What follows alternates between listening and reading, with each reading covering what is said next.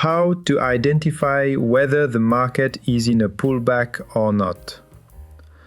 The EnDo strategy is not complicated. When the market is not in a recession and behaves normally, we simply watch for when a pullback begins in the Nasdaq 100 index. Then, we wait for a bullish daily candle to close. Once that candle is confirmed, we enter on the QQQ ETF, as explained in earlier videos. But in this video, we'll focus on one key point. How do we identify exactly when the pullback has started? First, one important thing needs to be said. The method of identifying a pullback must be very simple and clear. Why? Because that way we don't decide based on emotions or our own subjective judgment. We just follow the rule.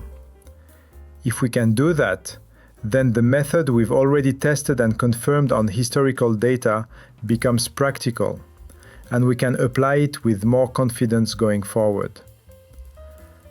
When identifying a pullback, we don't use the daily chart. Instead, we use the weekly chart. Why? Because pullback movements are clearer on weekly data, and this reduces noise.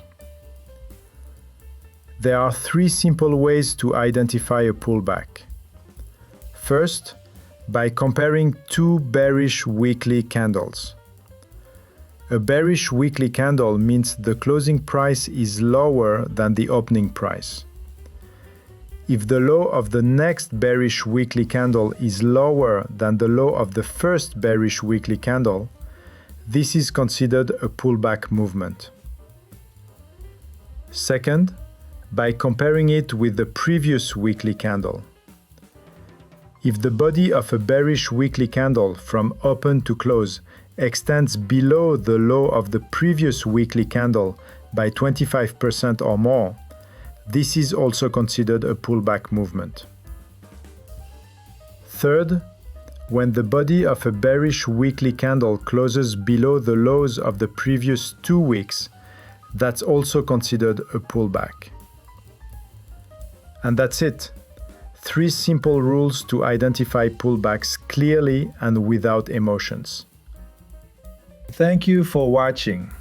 If you found this helpful, please subscribe to the channel.